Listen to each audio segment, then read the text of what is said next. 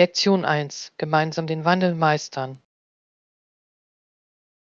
Absolut. Effektive Kommunikation wird bei diesem Übergang der Schlüssel sein. Da stimme ich vollkommen zu.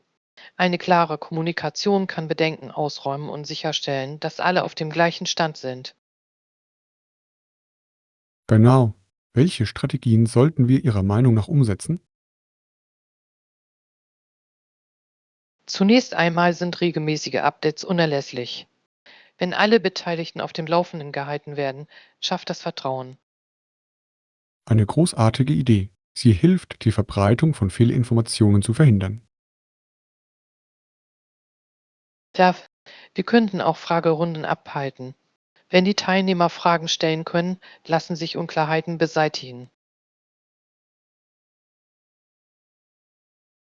Das ist ein fantastischer Ansatz. Indem man auf Bedenken eingeht, zeigt man, dass wir Ihren Beitrag wertschätzen.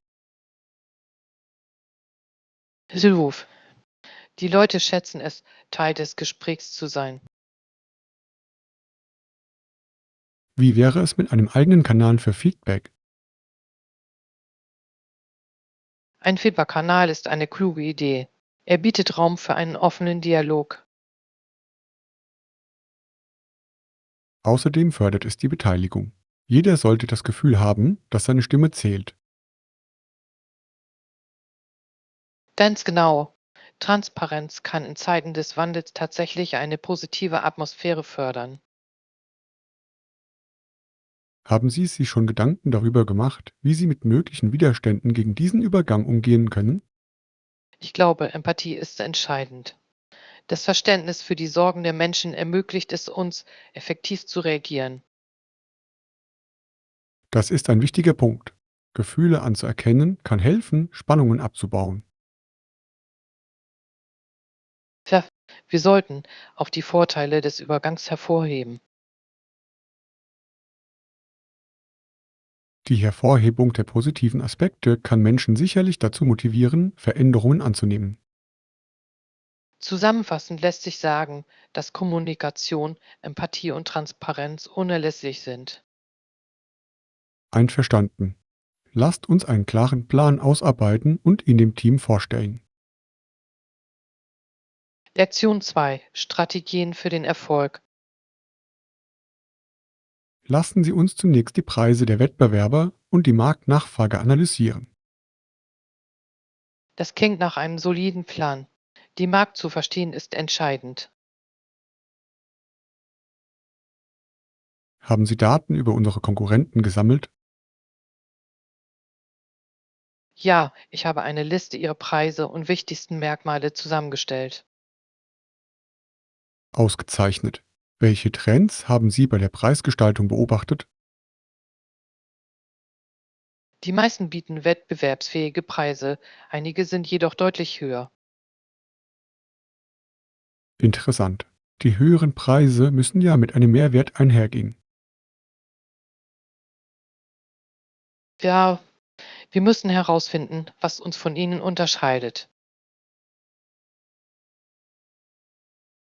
Was ist Ihrer Meinung nach für Verbraucher bei der Auswahl unseres Produkts entscheidend? Ich glaube, Qualität und Preis sind beides entscheidende Faktoren. Ja, wenn wir hohe Qualität zu einem vernünftigen Preis anbieten können, werden wir Erfolg haben. Darüber hinaus können Kundenbewertungen ihre Entscheidungen beeinflussen. Stimmt. Positives Feedback kann unsere Glaubwürdigkeit steigern. Haben Sie schon einmal darüber nachgedacht, eine Umfrage durchzuführen, um die Kundenpräferenzen zu ermitteln? Das ist eine großartige Idee. Sie wird direkte Einblicke liefern. Wir könnten auch verschiedene Preisstrategien testen, um zu sehen, was ankommt. Ja, AB-Tests können uns helfen, den optimalen Preis zu finden. Ich bin gespannt, wie sich diese Strategien bei unserem Markteintritt auswirken werden. Auf das Sammeln wertvoller Daten und das Treffen fundierter Entscheidungen. Lektion 3: fesselnde Kriminaldramen. Ich muss sagen, ich bin absolut begeistert von diesem neuen Krimi-Drama. Mir geht es genauso. Die Spannung lässt mich bis zum Schluss mitfiebern. Die Wendungen in der Handlung sind unglaublich. Ich sehe sie nie kommen. Ja, das ist wirklich spannend anzusehen. Was war bisher dein Lieblingsmoment? Ich fand es genial, wie der Detektiv die versteckten Beweise aufgedeckt hat. Oh ja, das war eine schockierende Enthüllung. Sie hat alles verändert. Ich liebe auch die Charakterentwicklung. Jeder Charakter hat Tiefe und ist faszinierend. Seth, dadurch fühlt man sich den Geschichten der Figuren verbunden. Bevorzugen Sie es, Serien am Stück zu schauen oder jede Folge einzeln zu genießen? Ich genieße es lieber. Das steigert die Vorfreude auf die nächste Wendung in der Handlung. Das kann ich verstehen. Aber manchmal kann ich einfach nicht anders. Das ist verlockend. Lange Serienmarathons können richtig Spaß machen. Haben Sie schon andere Sendungen aus demselben Genre gesehen? Ich habe vor kurzem eine neue Krimireihe angefangen. Sie ist wirklich fesselnd. Wie heißt das? Ich muss es mir unbedingt merken. Es heißt Der stille Zeuge. Du solltest es unbedingt ausprobieren. Das klingt interessant. Vielen Dank für Ihre Empfehlungen. Ich teile immer gerne. Gute Geschichten verdienen es, genossen zu werden. Auf viele weitere spannende Episoden und nächtliche Diskussionen. Lektion 4: Picknickvorbereitungen. Ich werde ein paar belegte Brötchen und Obst für unser Picknick mitbringen. Das klingt perfekt. Frisches Obst ist immer so erfrischend. Ich hatte die Idee, Truthahn-Käse-Sandwiches zu machen. Wie klingt das?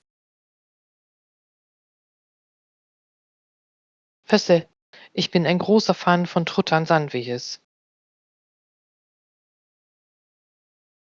Super. Ich werde noch etwas Salat und Tomaten für den Biss hinzufügen. Gute Wahl. Damit werden die Sandwiches noch schmackhafter. Ich werde auch ein paar Apfelscheiben vorbereiten. Die lassen sich leicht verpacken. Süßluf. Äpfel sind ein toller Snack, besonders im Park. Ich werde auch ein paar Snacks mitbringen, vielleicht Chips und Nüsse. Ausgezeichnete Idee. Damit können wir unsere Energie beim Picknick aufrechterhalten. Haben Sie Lieblingssnacks, die Sie noch hinzufügen möchten? Ich liebe Studentenfutter. Es bietet eine tolle Mischung aus Aromen und Texturen. Das klingt wunderbar. Ich werde es auf jeden Fall mit einbeziehen. Und was ist mit Getränken? Sollen wir Wasser mitnehmen oder etwas anderes? Wasser ist unerlässlich, aber vielleicht wäre etwas Limonade auch schön. Darf ein erfrischendes Getränk macht an einem warmen Tag den entscheidenden Unterschied. Ich freue mich schon sehr auf unser Picknick in der Sonne. Ich auch nicht. Auf einen schönen Tag mit gutem Essen und viel Gelächter. Darauf ein Hoch. Lasst uns dieses Picknick unvergesslich machen. Lektion 5: Einen bleibenden Eindruck hinterlassen. Ich werde das im Hinterkopf behalten. Haben Sie vielleicht Tipps, wie man einen guten Eindruck macht? Sicher. Erstens seien Sie immer pünktlich. Das zeugt von Respekt vor der Zeit anderer. Das ist ein guter Punkt. Pünktlichkeit kann eine positive Atmosphäre schaffen. Was sollte ich sonst noch beachten? Ihre Kleidung spielt eine wichtige Rolle. Angemessene Kleidung kann sofort einen Eindruck hinterlassen. Ich stimme zu. Man muss jedoch Stil und Komfort in Einklang bringen. Was denkst du über Körpersprache?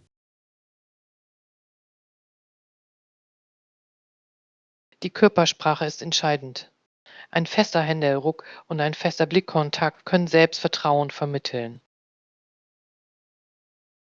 Interessant. Ich nehme an, ein Lächeln kann einen auch zugänglicher wirken lassen.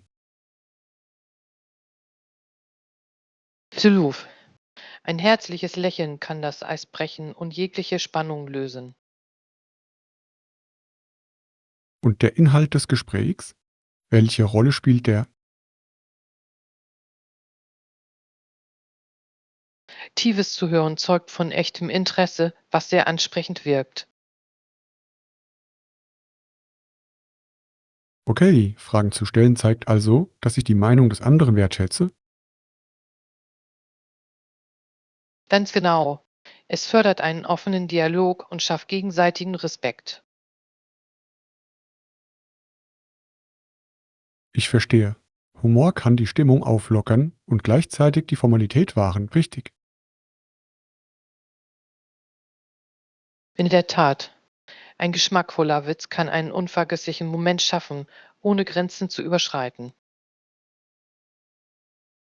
Das ist ein guter Rat. Ist es außerdem wichtig, nach einem Treffen nachzufassen? Ja, eine Dankesnachricht kann einen bleibenden Eindruck hinterlassen. Sie drückt Dankbarkeit aus. Ausgezeichnet. Ich fühle mich nun besser vorbereitet, bei meiner nächsten Begegnung einen positiven Eindruck zu hinterlassen. Lektion 6: Die Freude am Lesen. Ich habe schon viele Bücher gelesen. Ich mag Krimis und Biografien. Und du?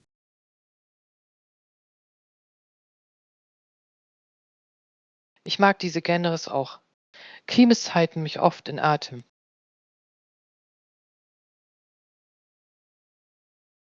Absolut.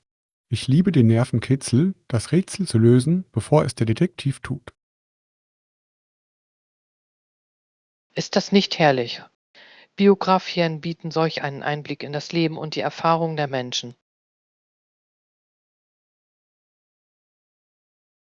Absolut. Haben Sie Biografien gelesen, die Sie besonders gefesselt haben? Ja, ich habe kürzlich über einen berühmten Erfinder gelesen. Seine Kreativität war wirklich inspirierend. Das klingt faszinierend. Kreative Köpfe haben oft einzigartige Perspektiven. Das tun sie. Was gefällt Ihnen am meisten am Lesen von Krimis? Ich liebe die unerwarteten Wendungen. Jede Seite birgt eine neue Enthüllung. Ja, die Spannung ist berauschend. Es ist wie das Zusammensetzen eines großen Puzzles. Genau. Manchmal ertappe ich mich am Ende dabei, dass ich jeden verdächtige. Das ist ja gerade der Spaß daran.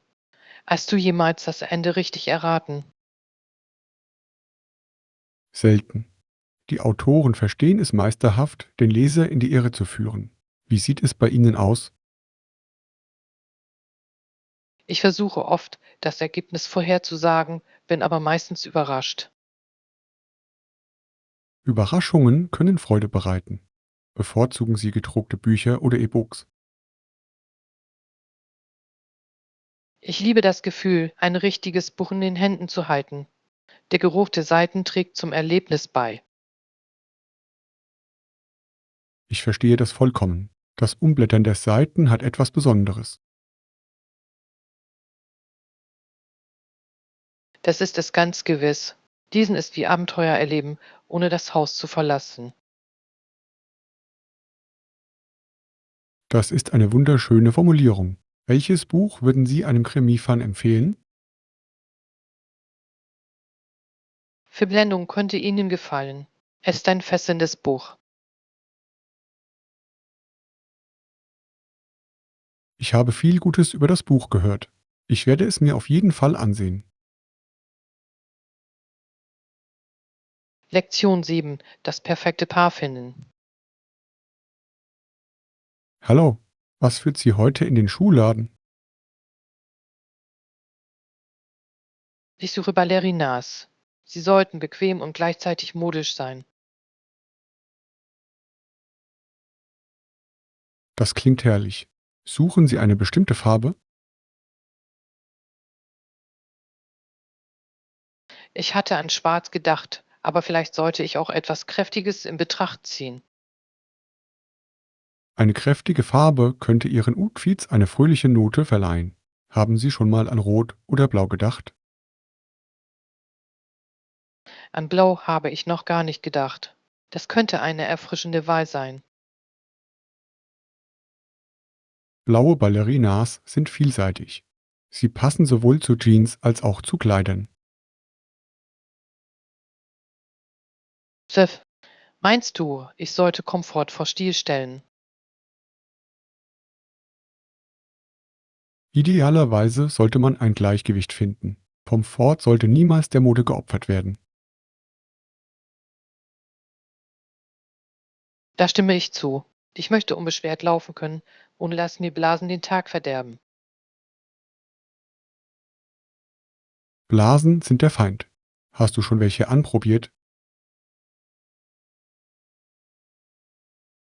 Nein, habe ich nicht. Ich ziehe es vor, zunächst meine Optionen zu prüfen.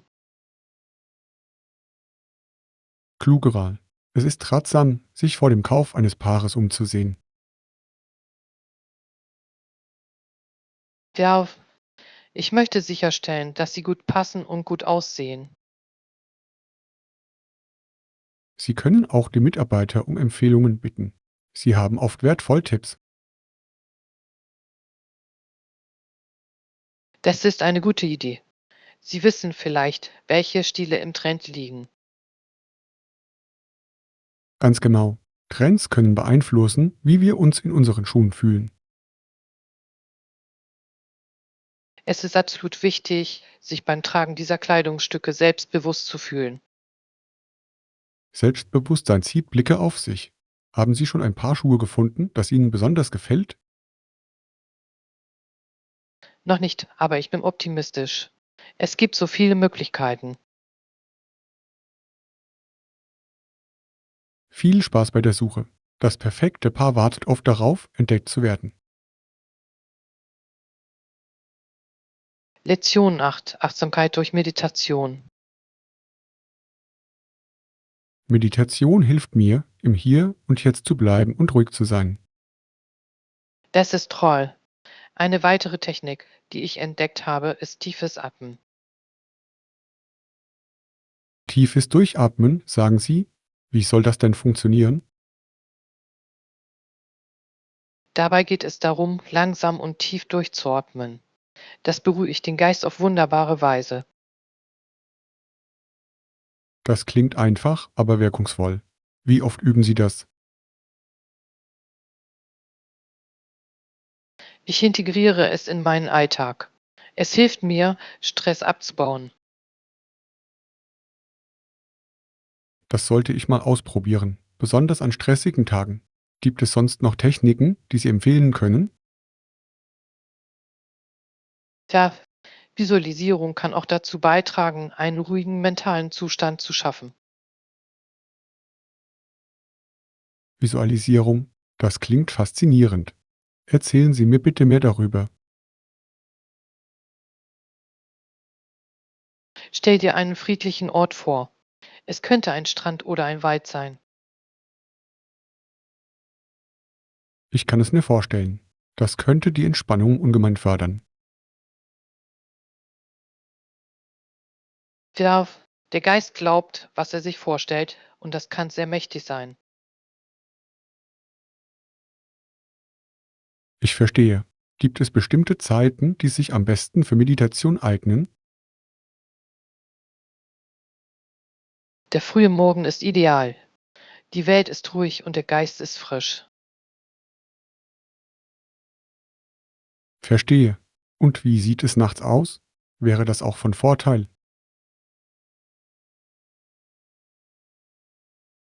Du, es kann helfen, kreisende Gedanken vor dem Einschlafen zu beruhigen.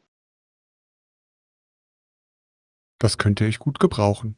Gibt es eine bestimmte Dauer, die Sie vorschlagen? Beginnen Sie mit nur 5 Minuten und verlängern Sie die Zeit dann schrittweise. 5 Minuten scheinen machbar. Ich werde es versuchen. Das ist wunderbar. Jeder Moment der Meditation ist ein Schritt hin zu mehr Klarheit. Vielen Dank für den Rat. Ich fühle mich inspiriert, mit dem Üben zu beginnen. Lektion 9: Kulinarische Abenteuer. Mir fiel auf, dass du aussahst, als wolltest du einen schlechten Geschmack aus deinem Mund bekommen. Was ist passiert? Ich habe gestern ein höchst merkwürdiges Gericht gegessen. Es hat sehr seltsam geschmeckt. Ungewöhnliche Gerichte können durchaus eine Herausforderung sein. Was hast du gegessen? Es sollte ein Fusionsgericht sein. Die Aromen harmonierten jedoch auf schreckliche Weise nicht. Das kann ich mir nur vorstellen. Ich ertappe mich oft bei dem Gedanken, dass mir schlecht werden würde, wenn ich etwas Unangenehmes essen würde. Tja, mir wurde von dem Gericht übel. Ich bereute meine Wahl sofort.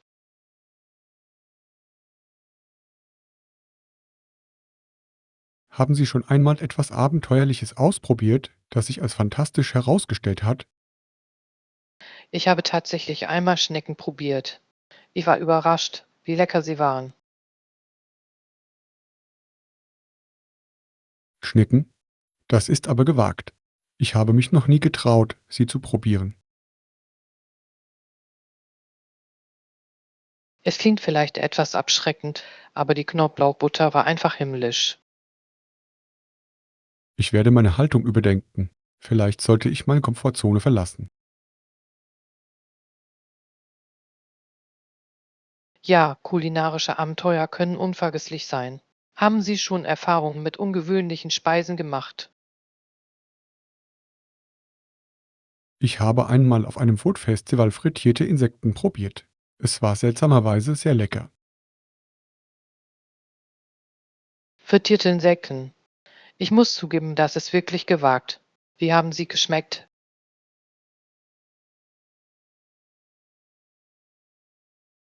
Sie schmeckten überraschenderweise wie Chips, nur mit einer knusprigeren Konsistenz. Ich wäre vermutlich zögerlich, doch Ihre Beschreibung weckt mein Interesse. Du solltest nächstes Mal mitkommen. Wir könnten gemeinsam neue Geschmacksrichtungen entdecken. Das klingt nach einem wunderbaren Plan. Die Erkundung von Lebensmitteln kann zu großartigen Geschichten führen. Absolut. Außerdem genieße ich gute Gesellschaft beim Essen immer sehr. Joch, welches ist das ungewöhnlichste Gericht, das du als nächstes probieren möchtest? Ich habe es auf eine traditionelle Delikatesse aus einem fernen Land abgesehen. Sie enthält ungewöhnliche Zutaten. Lektion 10: Die Kraft der Hingabe. Nun, ich bin von Ihrem Engagement beeindruckt. Vielen Dank. Das bedeutet mir sehr viel. Ich versuche, mich immer weiter anzustrengen. Das ist lobenswert. Was motiviert Sie? Ich setze mir kleine Ziele. Wenn ich sie erreiche, gibt mir das ein Gefühl der Erfüllung. Das ist eine kluge Strategie. Kleine Erfolge zu feiern kann die Stimmung heben.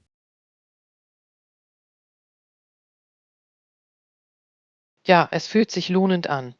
Was motiviert Sie bei Ihren Vorhaben? Ich finde Inspiration in anderen, die hart arbeiten. Ihr Erfolg ermutigt mich, weiterzumachen. Das ist eine großartige Sichtweise. Es ist von Vorteil, sich mit motivierten Menschen zu umgeben. Absolut. Positive Energie kann die Produktivität erheblich beeinflussen. In welchen Projekten arbeiten Sie aktuell? Ich konzentriere mich darauf, meine Fähigkeiten im öffentlichen Reden zu verbessern. Das ist eine wertvolle Fähigkeit. Wie entwickeln Sie sich? Ich übe regelmäßig, manchmal auch vor Freunden. Ihr Feedback ist hilfreich. Das ist genial. Konstruktive Kritik kann zu Verbesserungen führen. Das kann es auf jeden Fall. Ich schaue mir auch Videos von großartigen Rednern an, um mich inspirieren zu lassen. Das ist eine clevere Strategie. Von anderen zu lernen kann das Wachstum beschleunigen. Ich stimme zu. Außerdem ist es hilfreich, verschiedene Sprechstile kennenzulernen. Jeder Redner hat einen einzigartigen Ansatz. Diese Vielfalt ist bereichernd. Ja, ich werde die fantastische Arbeit fortsetzen. Vielen Dank für Ihre Ermutigung.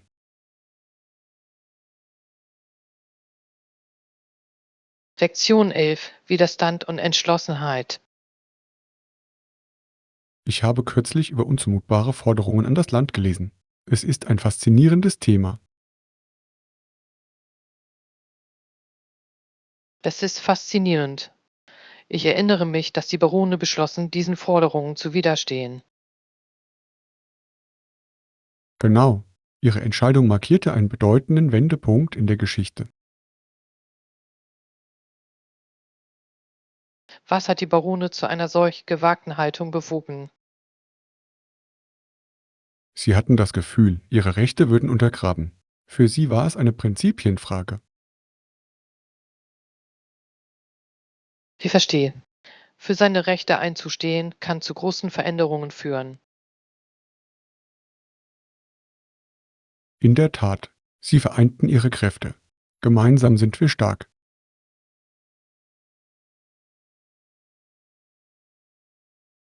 Es ist inspirierend, in Anbetracht der Widrigkeiten Einigkeit zu sehen. Welche Strategien verfolgten Sie?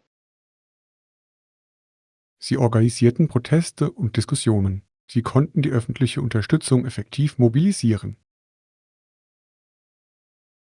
Das klingt nach einem klugen Ansatz. Kommunikation ist der Schlüssel zur Mobilisierung von Menschen. Absolut. Historiker bewundern oft ihren Mut in solch schwierigen Zeiten.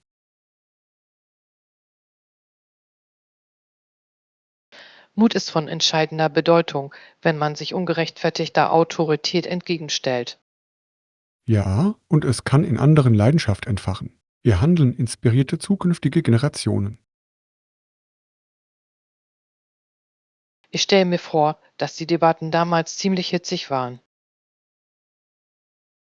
Das waren sie in der Tat. Beide Seiten hatten leidenschaftliche Verfechter.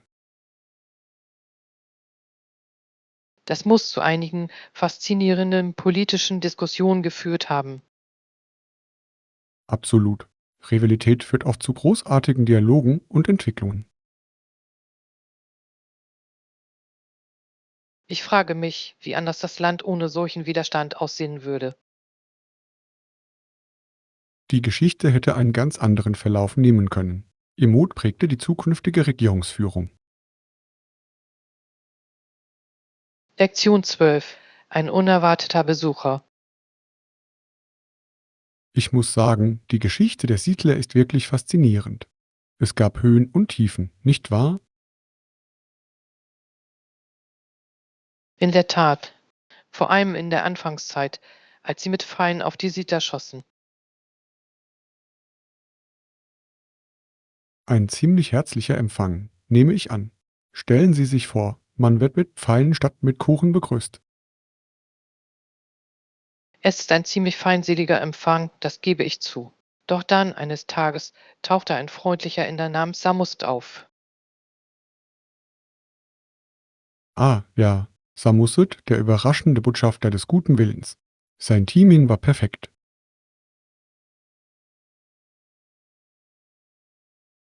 Welch ein Glück für die Siedler. Es ist erfrischend, in einer so prekären Lage jemandem zu begegnen, der Englisch spricht. Man stelle sich ihren Schock vor. Im einen Moment weichen sie noch Pfeilen aus und im nächsten unterhalten sie sich. Das war ja eine unerwartete Wendung. Was sagte Samus bei seiner Ankunft? Wenn ich raten müsste, hätte er wahrscheinlich so etwas gesagt wie: Seid gegrüßt. Ich komme in Frieden, nicht in Stücken. Das wäre ein ziemlich geistreicher Spruch gewesen. Ich frage mich, wie die Siedler auf seinen unerwarteten Humor reagiert haben. Ich stelle mir vor, dass sie gleichermaßen erleichtert und amüsiert waren. Danke, dass Sie nicht auf uns geschossen haben. Mag Ihnen durch den Kopf gegangen sein. Hoffentlich haben sie ihm auch etwas zu essen angeboten, um das Frieden sein Gebot zu feiern. Ein Festmahl wäre sicherlich angebracht gewesen. Vielleicht hätten Sie ihm einen gebratenen Truthahn servieren können. Das wäre angesichts der darauf folgenden Thanksgiving-Tradition angemessen. Alles schließt sich wieder, nicht wahr? Die Geschichte schafft immer wieder Verbindungen. Hilf, wer hätte gedacht, dass ein freundschaftlicher Besuch den Verlauf der Beziehungen verändern könnte? Es ist wirklich bemerkenswert, wie ein einzelner Mensch so viel bewirken kann. Samus muss zu seiner Zeit in der Tat ein hervorragender Diplomat gewesen sein. Sein Vermächtnis lebt sicherlich in den Geschichten von Freundschaft und Zusammenarbeit weiter. Lektion 13. Sicherheit geht vor. Es mag knifflig sein, aber es ist für die Sicherheit aller notwendig. Hilf, haben Sie Ihre Sicherheitsrichtlinien für unser Team ausgedruckt? Ja, das habe ich. Ich möchte sicherstellen, dass sie jeder klar versteht. Das ist großartig. Schriftliche Richtlinien können Missverständnisse verhindern. Genau. Haben Sie die Sicherheitsvorkehrungen mit Ihrem Team besprochen? Ich habe die Richtlinien weitergegeben. Alle scheinen sie zu schätzen. Das ist ermutigend. Es ist wichtig, dass Sie sich gut informiert fühlen.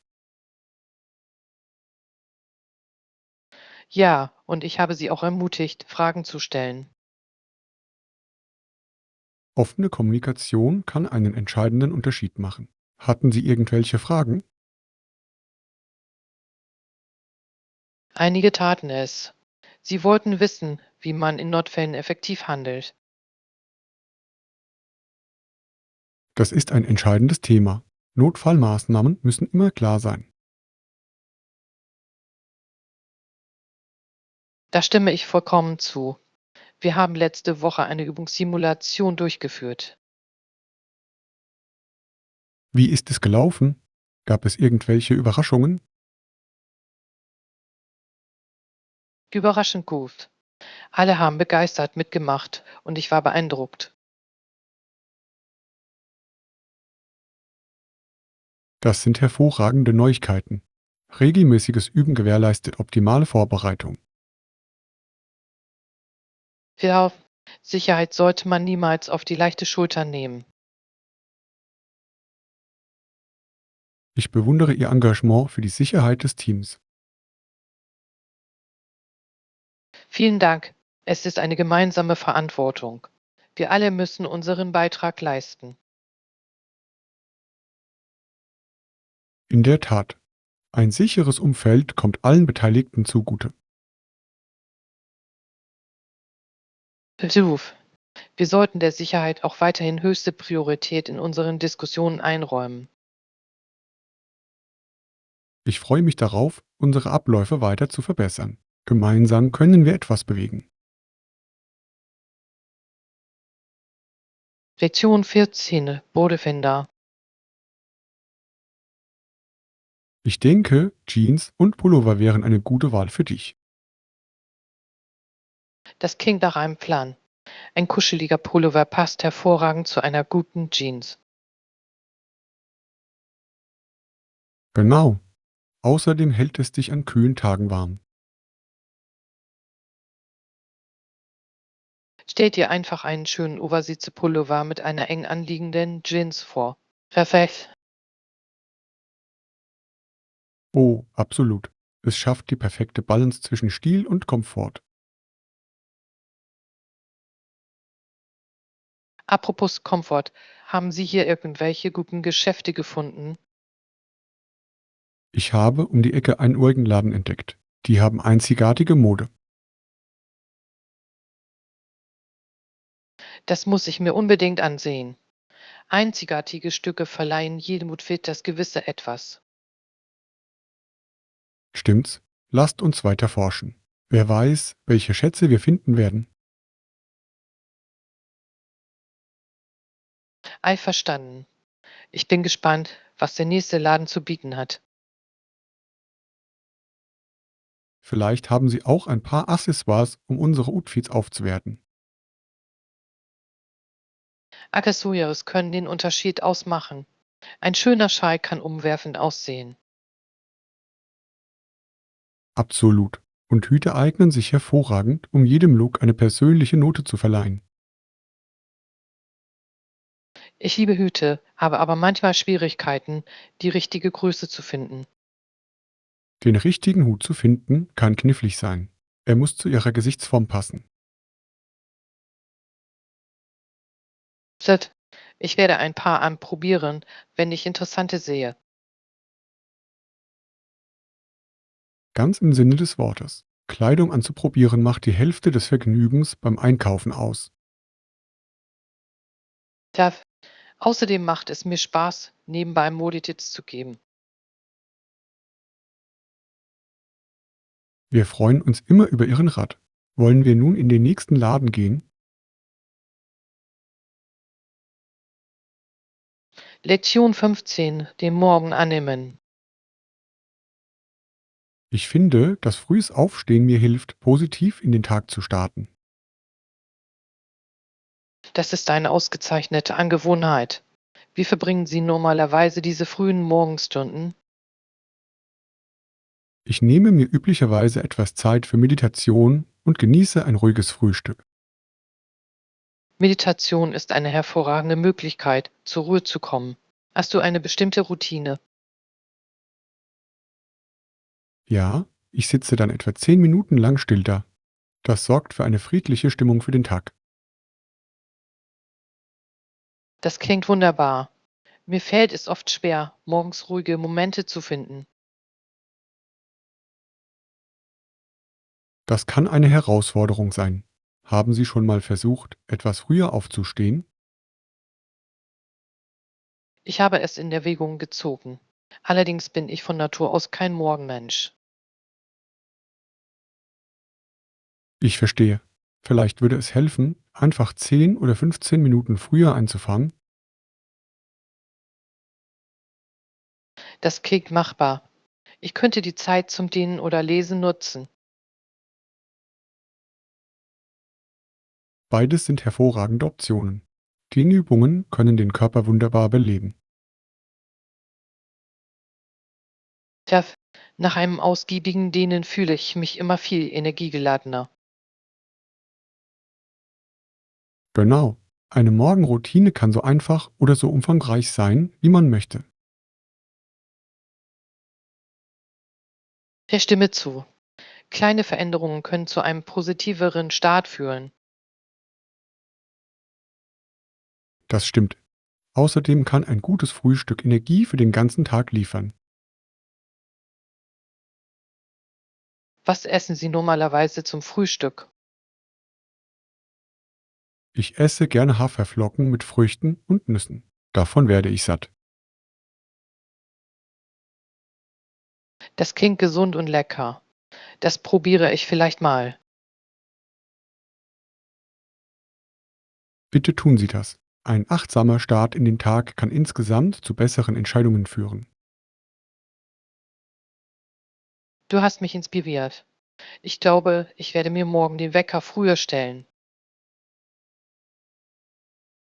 Fantastisch. Ich bin gespannt, wie es läuft. Schönen Morgen.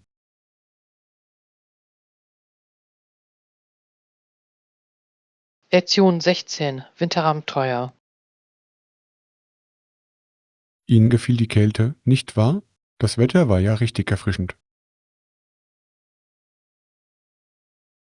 In der Tat, die frische Luft trug zur Aufregung unseres Abenteuers bei.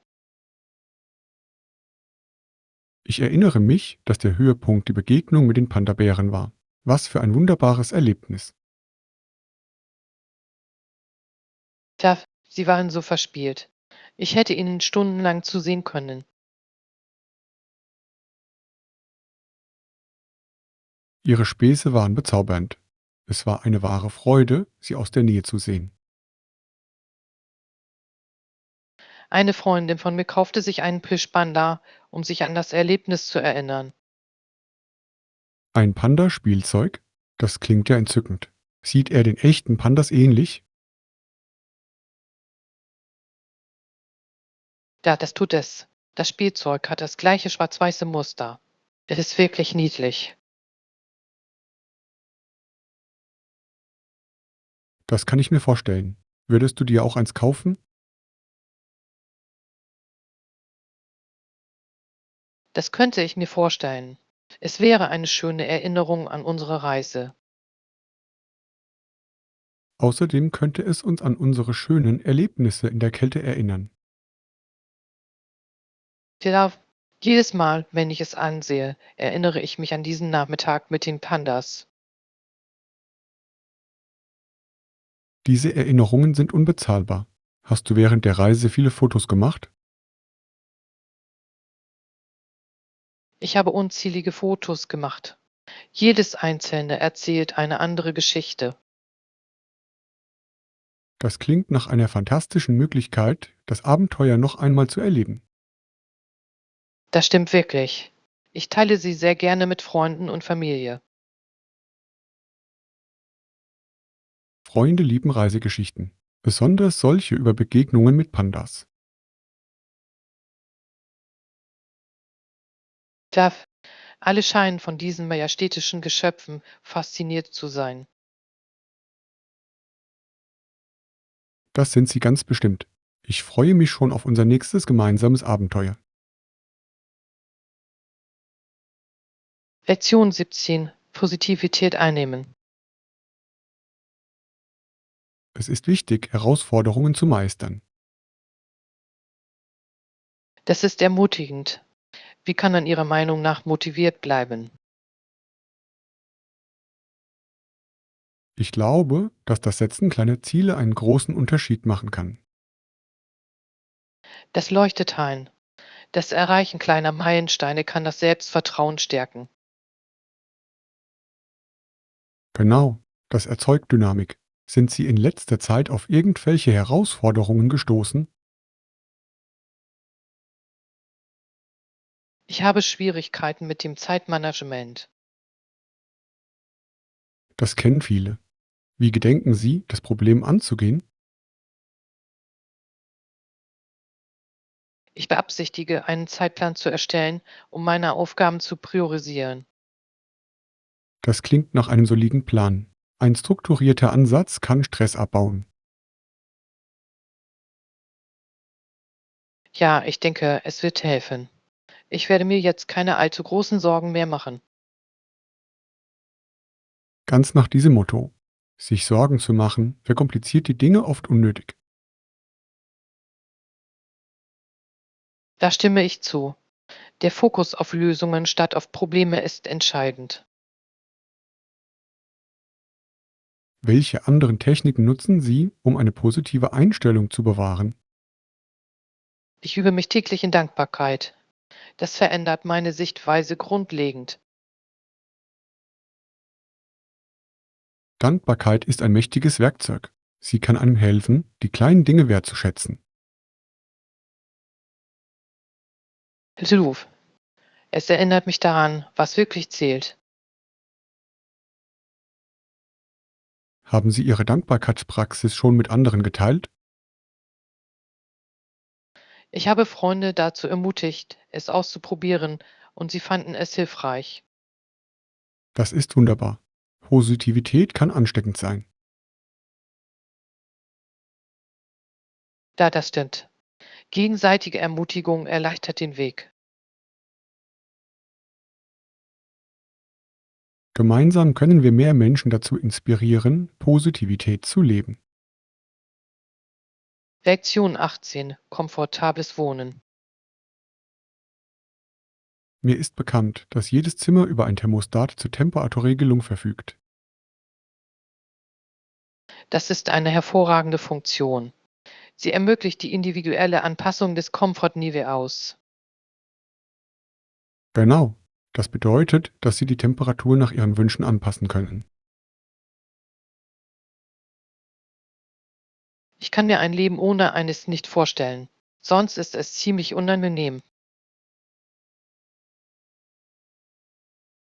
Da stimme ich zu. Eine gemütliche Umgebung hat einen erheblichen Einfluss auf unsere Stimmung. Haben Sie schon einmal einen Ort mit mangelhafter Temperaturregulierung erlebt? Ja, ich habe mal in einem Hotel mit uralten Heizkörpern übernachtet. Das war ein Abenteuer.